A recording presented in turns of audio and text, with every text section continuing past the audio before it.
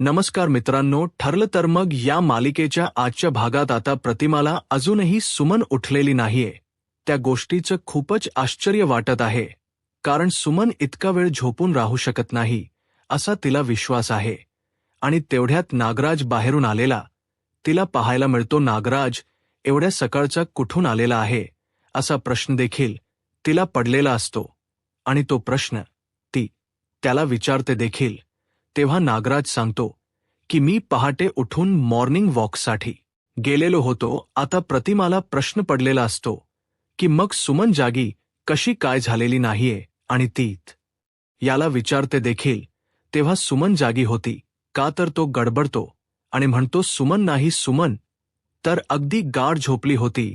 सुमन गाढ झोपली होती आणि मी मॉर्निंग वॉकला गेलेलो होतो असं खोट त्याने सांगितलेलं असतं. पण प्रतिमाला मात्र त्याचं उत्तर काही पटलेलं नसतं.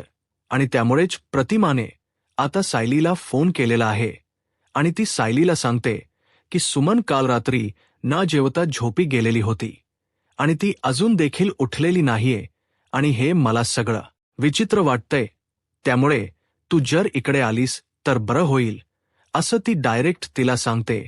आणि तेव्हा सायली देखील म्हणते तुम्ही काहीच काळजी करू नका, मी लगेच तिकडे येते. सायली फोनवर बोलत असते तेव्हा घरातले सगळे सदस्य सायलीचं बोलणं ऐकत असतात. सायली प्रतिमाला सांगते की मी लगेच येते म्हटल्यानंतर घरातले सगळे सदस्य जरासे टेन्शनमध्येच येतात आणि विचारतात सायली काय झालं प्रतिमा, त्यांनी तुला डायरेक्ट घरी कशाला बोलावलेलं आहे. तेव्हा ती सांगते की सुमन अजून उठलेल्या नाहीयेत आणि त्या रात्री झोपलेल्या आहेत, काही न खाता झोपलेल्या आहेत आणि त्यांना खूप झोप लागलेली आहे. हे ऐकल्यावर घरच्यांना नक्की कळत नाही काय झालेलं आहे. तेव्हा आता सायलीने सगळं काही सांगायला सुरुवात केलेली आहे.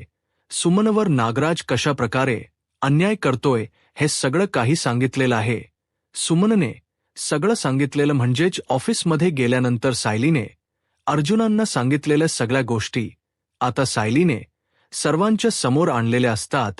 सुमनच्या अन्यायाला सायलीने वाचा फोडलेली असते. पण हे सगळं ऐकल्यावर प्रतापला मात्र खूपच राग आलेला आहे. प्रताप चिडून ताडकन उठतो आणि अर्जुनला म्हणतो, अरे मग हे सगळं काही सहन करत बसायचं का? आत्ताच्या आत्ता आपण रविराजकडे जाऊया आणि त्याला नागराजवर केस करायला लावूया. डोमेस्टिक व्हायलन्स काय असतो ना, ते त्याला कळलं पाहिजे, असं तो बोलत असतो. तेव्हा अर्जुन थोडंसं त्यांना शांत करण्याचा प्रयत्न करतो. तर अस्मिता देखील म्हणते आज सुद्धा महिला एवढं सगळं सहन करतायत ना, यावर विश्वासच बसत नाही. आता त्यानंतर सायली आणि अर्जुन हे सुमनकडे जायला निघालेले असतात. सायली म्हणते तुम्ही देखील माझ्या बरोबर येणार आहात ना. तेव्हा अर्जुन म्हणतो नाही, मी तुझ्या बरोबर येणार नाही. मला आज नागराजवर पाठलाग, नागराजच्या मागे पाठलाग करायचा आहे. तू आतमध्ये एकटीच जा आणि नागराज बाहेर पडला की मला मेसेज करून सांग. सायली आणि अर्जुन यांचं ठरलेलं आहे की आज नागराजला रंगेहात पकडणं गरजेचं आहे आणि त्यामुळे आज त्याचा पाठलाग करायचा आहे, असं दोघांनी देखील ठरवलेलं असतं. आणि त्याप्रमाणे दोघे आता प्रतिमाच्या घरी चाललेले आहेत. त्यानंतर इकडे आपल्याला पाहायला मिळतं की प्रिया आहे ती खूपच परेशान झालेली आहे. कारण अश्विन तिला एक शब्दही बोलत नाही. अश्विन त्याचं काम करत बसलेला असतो आणि तेव्हा प्रिया त्याला लाडीगोडी लावायला गेलेली असते आणि त्याला म्हणते की मी तुमच्यासाठी एक छान अशी गरमागरम कॉफी करू का, अगदी तुम्हाला आवडते तशी, असं ती अश्विनला बोलत असते. पण अश्विन तिच्या तोंडाकडे पाहत देखील नसतो. आता प्रियाला प्रश्न पडलेला असतो की याला गुंडाळू कसं, कारण हा जर का मोहरा आपल्या हातातून निसटला तर काय खरं नाहीये. कारण एक तर तिकडे तो नागराज त्रास देतोय आणि आता इकडे हा अश्विन आपलं काही खरं नाही, असा विचार तिच्या मनामध्ये येत असतो. तरी देखील ती लाडीगोडी लावून त्याच्या जवळ जात असते आणि त्याला विचारत असते की तुमच्यासाठी काय करायचं असेल ते सांगा, मी सगळं काही करायला तयार आहे. ज्या गोष्टीत तुला आनंद वाटतो ना, ते सगळं करायला मी तयार आहे, असं म्हणून ती त्याच्या जवळ जाते आणि म्हणते हा मी तुला सॉरी म्हणते बरं का, कारण मी चुकीचं बोलले ना, आम्ही खोट बोललो ना, त्याबद्दल सॉरी म्हणते असं म्हणून ती त्याच्या जवळ जाऊन त्याच्या अंगावर हात ठेवण्याचा प्रयत्न करते. तेव्हा अश्विन ताडकन तो हात झटकतो आणि तिला काहीच बोलत नाही. तेव्हा ती अजून त्याची माफी मागायला लागते. अश्विन, अरे माफ कर ना, माझं चुकलं म्हणून सांगते ना मी. अरे पण त्या दिवशी काय झालं तुला खरं सांगू का, त्या दिवशी रात्री ना मी खरंच पार्टीला, असं ती बोलते. आणि तेव्हा अश्विन तिला झटकतो आणि बेडवरून उठून तो त्याच साहित्य घेऊन निघून जात असतो.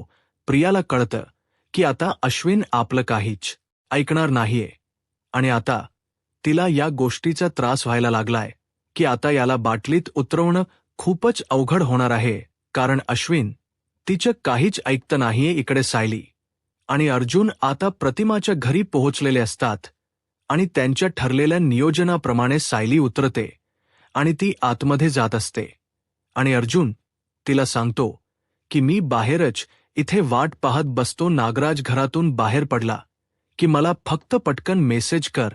तो मेसेज केला की लगेच मी नागराजचा पाठलाग करतो आणि आज त्याचा सोक्षमोक्ष लावूनच टाकतो की हा नागराज नक्की करतोय काय. एकदा त्याच या पाठीमागे गेलं की आपल्याला समजेल की नागराज रात्र काय करतो, कुठे फिरतो नक्की, त्याचं काय चाललं, या सगळ्या गोष्टी आपल्याला समजणार आहेत. आणि सायली देखील सांगते की हो नागराजजी, जेव्हा घरातून बाहेर पडतील तेव्हा मी लगेच तुम्हाला फोन करून मेसेज करून सांगते आणि त्याचा पाठलाग लगेच तुम्ही करा. सायली आणि अर्जुन यांनी नागराजला ट्रॅपमध्ये पकडण्यासाठी जबरदस्त असा प्लॅन केलेला आपल्याला पाहायला मिळतोय. आणि त्यांच्या प्लॅनप्रमाणे जर का गोष्ट घडली तर नागराज हा महिपला भेटण्यासाठी जातोय हे क्लिअर कट सर्वांना समजणार आहे. आणि आता त्याप्रमाणे त्यांनी प्लॅन देखील केलेला आहे. त्याप्रमाणे सायली आतमध्ये गेलेली असते. सायली आलेली पाहून प्रतिमाला चांगलाच आनंद झालेला आहे, कारण सायली आता या सगळ्या गोष्टीतून काहीतरी तोडगा काढेल या गोष्टीवर तिचा विश्वास आहे. त्या दोघी बसलेल्या असतात तेव्हा सुमन एकदम सावकाश पावलं टाकत हॉलमध्ये आलेली असते.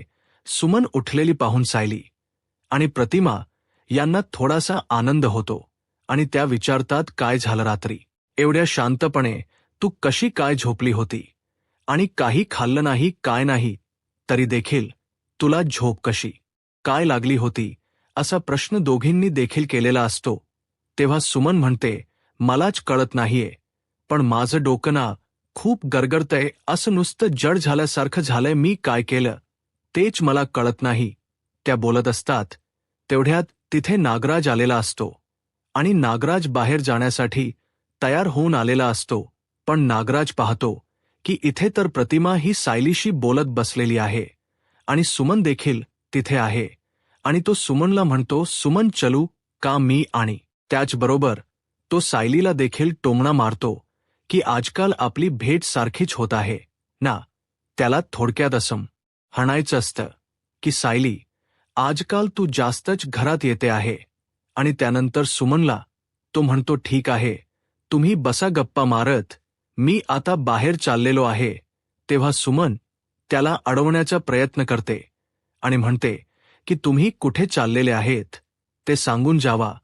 तेव्हा तो सर्वांच्या समोर सुमन असं विचारल्यानंतर तिला म्हणतो सुमन, असं बाहेर जाणाऱ्या माणसाला विचारायचं नसतं, तुला माहिती आहे ना. असं म्हणून ठीक आहे, बोलत बसा तुम्ही, असं म्हणून तो निघून गेलेला असतो. त्याचं वागणं प्रतिमा आणि सायली यांना ऑडच वाटत असतं. पण तेवढ्याच चालाकीने लगेच सायलीने अर्जुनला मेसेज केलेला असतो आणि अर्जुनला तो मेसेज इकडे मिळालेला देखील असतो. अर्जुन दारातच वाट पाहत असतो.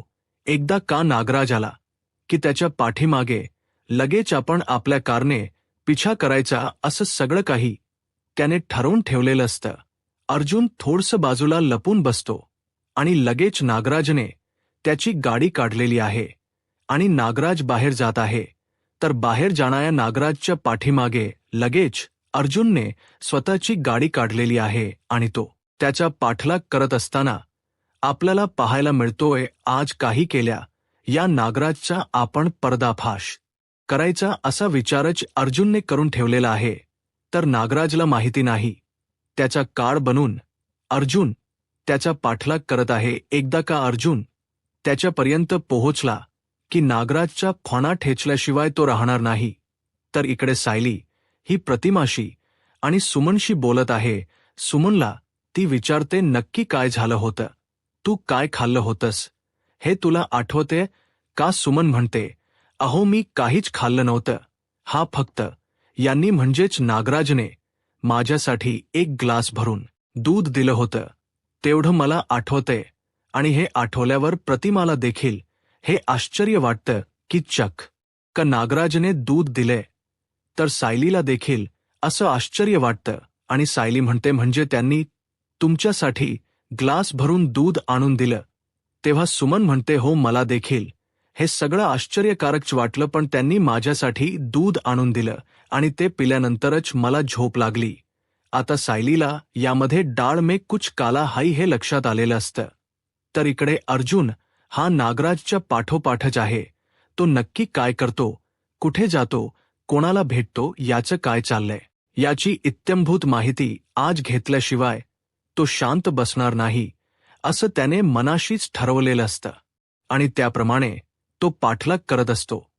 तर इकडे आता सुमनला सायलीने फायटिंगच्या टेक्निक शिकवायचं ठरवलेलं आहे. ती ऐकणार नाहीये आणि आता तिला या गोष्टीचा त्रास व्हायला लागलाय की आता याला बाटलीत उतरवणं खूपच अवघड होणार आहे, कारण अश्विन तिचं काहीच ऐकतं नाहीये. इकडे सायली आणि अर्जुन आता प्रतिमाच्या घरी पोहोचलेले असतात आणि त्यांच्या ठरलेल्या नियोजनाप्रमाणे सायली उतरते आणि ती आतमध्ये जात असते आणि अर्जुन तिला सांगतो की मी बाहेरच इथे वाट पाहत बसतो. नागराज घरातून बाहेर पडला की मला फक्त पटकन मेसेज कर.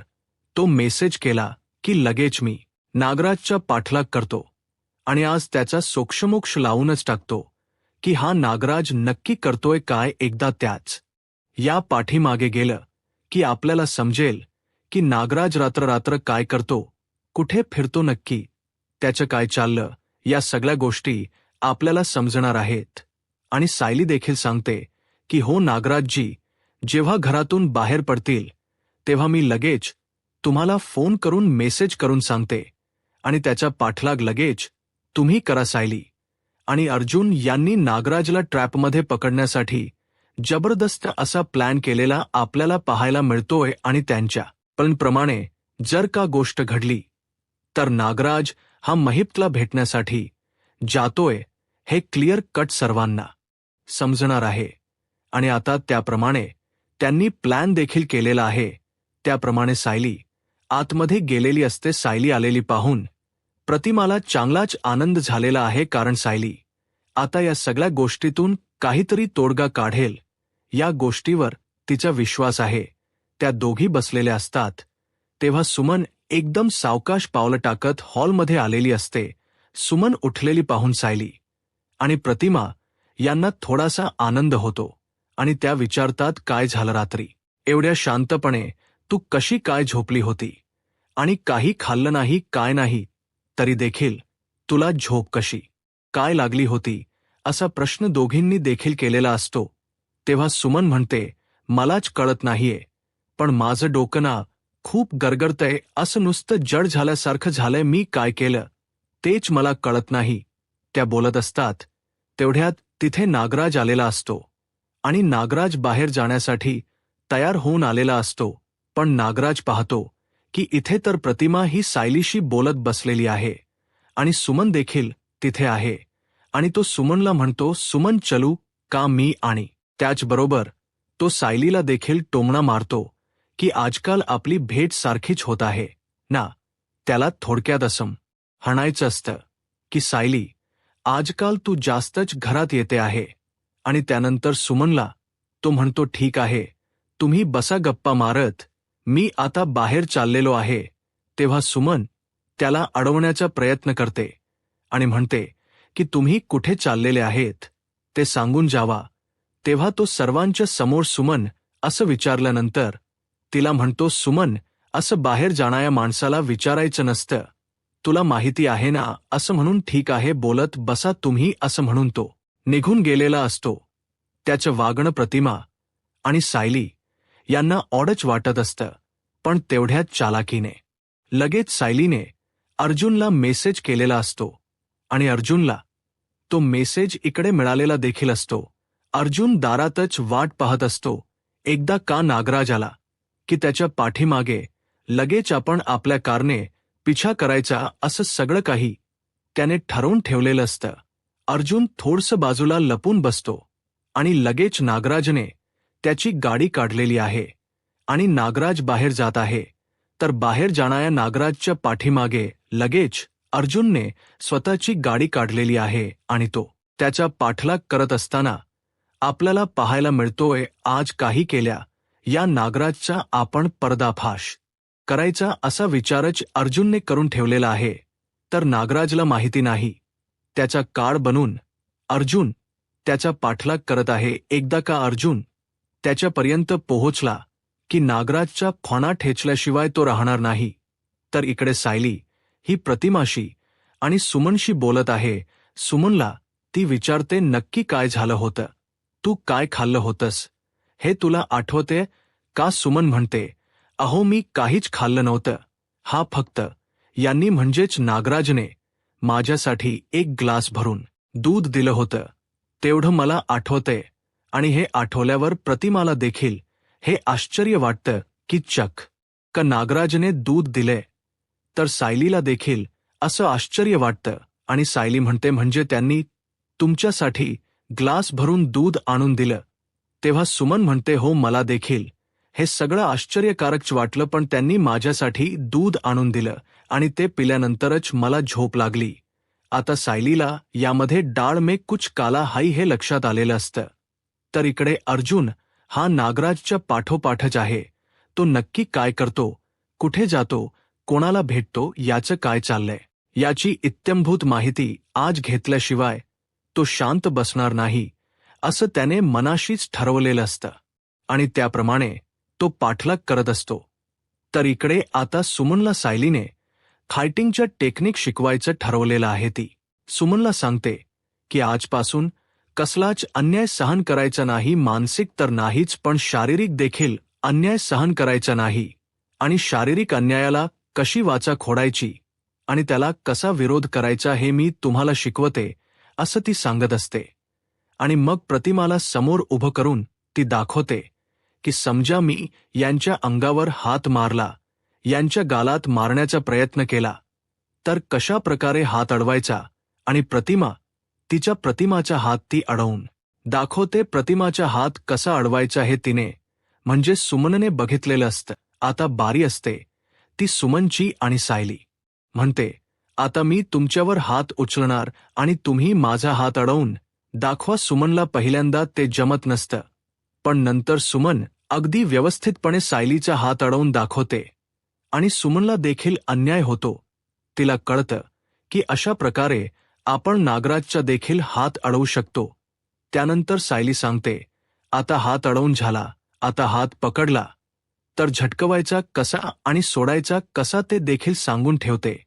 आणि असं सांगून सायलीने तिला सांगितलेलं असतं की जर का असा हात हातात घेतला तर असा जोरात झटका देऊन तो हात सोडवायचा. सुमन त्या सगळ्या टेक्निक शांतपणे पाहत असते, कारण सुमनने आता मनाशी ठरवलेलं आहे की नागराजला आता सोडायचं नाही. नागराज जर का आपल्या अंगावर आला तर नागराजशी 2 हात करण्याचं तिने आता ठरवलेलं आहे आणि सायलीने तिला अगोदर हिंमत दिलेली होती. आता सायलीने तिला चक्क फायटिंगच्या टेक्निक देखील सांगून टाकलेल्या आहेत आणि सायली सांगते की अजिबात अन्याय सहन करायचा नाही. आपण अन्याय सहन केला की अन्याय करणाऱ्या माणसाला अजूनच अन्याय करू वाटतो, ही गोष्ट लक्षात ठेवायची. आता नागराजच्या कुठल्याच गोष्टीला माफी नाही असं म्हणून तिने तिला सगळ्या टेक्निक सांगितलेल्या आहेत. तर इकडे नागराज एका हॉटेलला पोहोचलेला आहे. त्याने त्याची गाडी लावलेली असते. अर्जुन त्याच्या पाठीमागेच असतो. अर्जुन त्या हॉटेलच्या बाहेर लांब गाडी लावतो आणि चालतच त्या हॉटेलमध्ये आलेला आहे. नागराज कशाला आला असेल असा प्रश्न त्याला पडलेला असतो. नागराज आतमध्ये जातो, चिकन बिर्याणी आणि काही खाण्याची ऑर्डर देतो आणि तो तिथेच उभा राहिलेला असतो. अर्जुन शांतपणे त्याच्याकडे लक्ष देत असतो. अर्जुनला असं वाटत असतं की नक्कीच हा इथे कोणाला तरी भेटायला आलेला आहे. पण नागराज मात्र काउंटरच्या जवळच असतो. अर्जुनला त्याचं वागणं नेमकं काय आहे ते लक्षात आलेलं नसतं. त्यानंतर अर्जुनला समजतं की तो खाण्याची ऑर्डर घेऊन, पार्सल घेऊन बाहेर पडत आहे. पण बाहेर पडत असणाऱ्या नागराजला समजतं की त्याला त्या काउंटरवर पैसे कमी मिळालेले आहेत आणि तो म्हणतो, अरे ह्याने तर पैसे कमी दिलेत. असं म्हणून तो पुन्हा त्या काउंटरला माघारी गेलेला असतो. अर्जुन पाहतो याचं नेमकं काय चाललेलं आहे, पण अर्जुनने त्याचा पाठलाग करून आज सोक्षमोक्ष लावायचाच ठरवलेला आहे. तर इकडे सायली अजूनही व्यवस्थितपणे सुमनला सांगते की काय काय करायचं. डूज अ डोनट्स सगळे सांगून ठेवलेले असतात. त्याचबरोबर ती सांगते की जर का असं वाटलं की तुमच्या जीवाला काही धोका आहे तर घरामध्ये जी सुरक्षित जागा आहे ना, त्या ठिकाणी जाऊन लपायचं आणि तिथून लपून मला आणि प्रतिमाला फोन करायचा. त्याचबरोबर जर का असं वाटलं की इथे जर का थांबूनही आपल्या जीवाला धोका आहे तर तिथून बाहेर पडायचं आणि घराच्या बाहेर गर्दीच्या ठिकाणी जाऊन थांबायचं आणि गर्दीच्या ठिकाणी जाऊन थांबलं तर नागराज तुमचं काहीच करू शकणार नाही. जेव्हा सायली हे सगळं सांगत असते तेव्हा सुमन सगळं काही ऐकून घेत असते आणि सुमन सायलीला म्हणते, खरं सायली, तू ना मला खूपच हिंमत दिलेली आहे. आता या सगळ्या गोष्टीचा मी फायदा करून घेणार आहे. मला तर असं वाटतं सायली, तू ना आमच्याच घरी जन्माला यायला पाहिजे होती, असं ती म्हणते. आणि तेव्हा सायली आणि प्रतिमा एकमेकाकडे बघतच राहतात. सायलीने खूप चांगल्या टेक्निक या आता सुमनला दिलेल्या असतात. उद्याच्या भागामध्ये आपल्याला पाहायला मिळतं की नागराजच्या पाठलाग करणाऱ्या अर्जुनच्या समोर एक भयानक मोठं सत्य आलेलं आहे आणि ते सत्य म्हणजे साक्षी आणि सचिनचे आहे. सचिनने रोमांस करताना चक्क अर्जुनने पाहिलेलं आहे. अस्मिताला खोटं हाणून अस्मिता हसणार असते, पण अर्जुनचा मूड मात्र बदललेला असतो. अर्जुन खूपच चिडलेला असतो आणि अर्जुन म्हणतो, मी माझ्या बायकोशिवाय दुसऱ्या कोणाकडे देखील पाहत नाही आणि माझ्या फॅमिलीवर जर का कोणी काही संकट आणण्याचा प्रयत्न केला तर मी त्याला जिवंत सोडत नसतो. अशा प्रकारचा रिप्लाय त्याने अस्मितेला दिलेला असतो.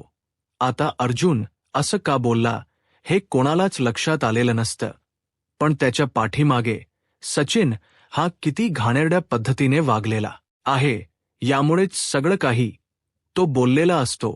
आता सचिन आल्यानंतर आता घरामध्ये नक्की कोणतं महाभारत घडणार आहे, आता पुढे काय होईल हे पाहायला आत्ताच माझा महाराष्ट्र या यूट्यूब चॅनलला सबस्क्राईब करा. धन्यवाद.